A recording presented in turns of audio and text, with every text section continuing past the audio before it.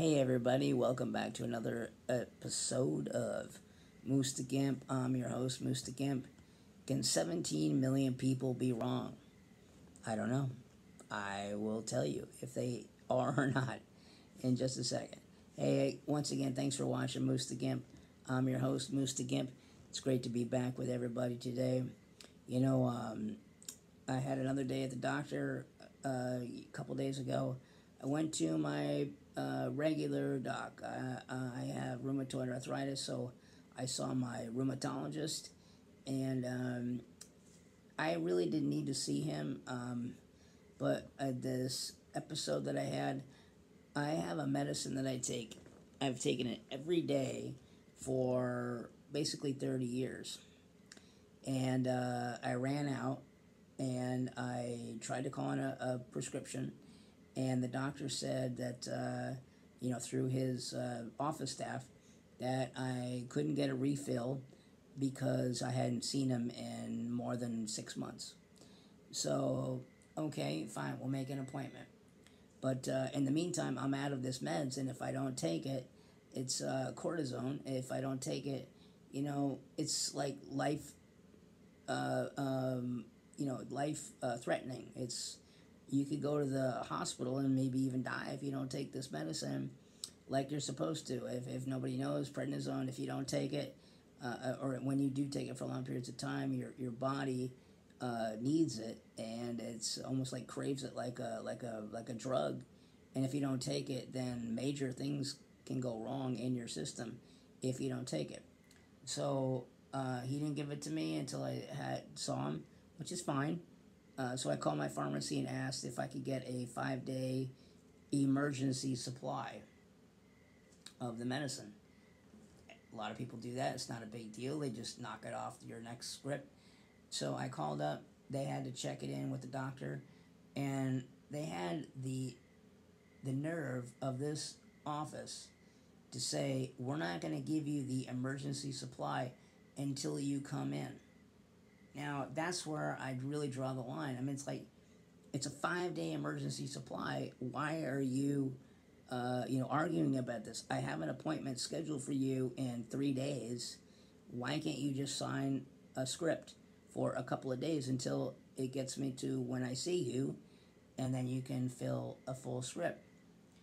And the pharmacy called back and said they're not going to let you do it. And I'm like, this is crazy, what do they want me to do? Go to the emergency room just because I'm out of this basic drug that costs less than $2 to buy? And we're not talking, narcotics here. We're talking prednisone. This is not a big deal. So anyways, they made me do that. Thankfully, in the meantime, I found some extras in my medicine closet for a couple of days, and it wasn't a big deal. Otherwise, I don't know what would have happened. So I saw the doctor a couple of days ago, and I'm not sure where I'm staying with this guy. And I'm telling you this because I think a lot of gimps out there face these kinds of ordeals every time they see their doctor. And I didn't bring it up with him. I just didn't feel the need to do it. I didn't want to argue. I wasn't in the mood for a confrontation, so I just let it stand. But you do need to stand up for yourself. And when you're a patient, you need to stick up. You need to say something. I argued with the pharmacy. Their hands were tied, so to speak. But typically, I would really raise a fire and brimstone over this. But in this case, because I found some extra, which maybe is the caveat to this story. Always save extra of your meds, whether it's for earthquake preparedness, as they say here in California, or for these kind of situations. You never know what can happen. Always have a stash. If you can be disciplined enough to keep meds on hand, have a stash of meds on hand just in case these kinds of things happen. So 17 million people, what is that number? What does that mean, 17 million? Well, I was looking up online, and I asked online, Google, what percentage of the U.S. population consider themselves handicapped?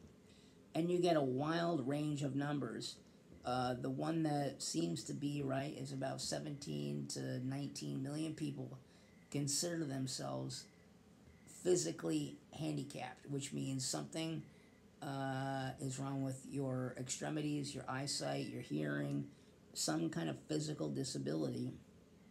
17 million people. This is like 5% of the population consider themselves Gimps. That's staggering. 17 million people, 5% of the population. That's more people than are of Asian descent in this country. There are fewer Asian people in the United States, and Asian, it crosses a lot of spectrums and a lot of ethnicities, or a lot of countries, right? And fewer people are of Asian descent than are handicapped, severely handicapped. People who consider themselves handicapped, which can mean a lot of different things. That's like speech impediment or a lot of different other things.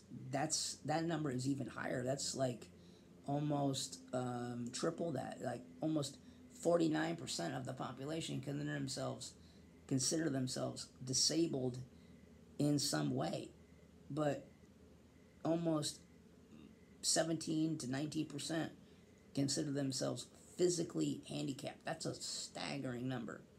So when I say that I'm a Gimp, I know there's a lot of other Gimps out there too, and that's what I'm hoping this channel will confront, is this challenge in America to treat disabled people, handicapped people with more respect, and to find ways to make your life better. And I wanted to tell you that story about my trip with the doctor because I think a lot of people encounter stuff like that. So thanks for watching. I wanted to keep this video short and sweet today. Thanks for watching Moose the Gimp. I'm your host, Moose the Gimp, and we will see you next time on this channel. Thanks for watching, everybody. God bless.